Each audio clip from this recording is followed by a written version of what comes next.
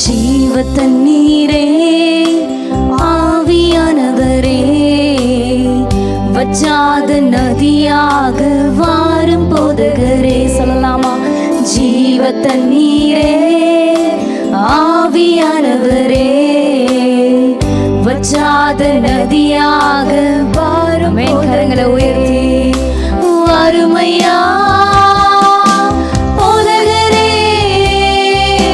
வாருமையா போதகரே, இதுக்குள்ள வாங்க ராஜா. வற்றாத ஜீவ நதியாக,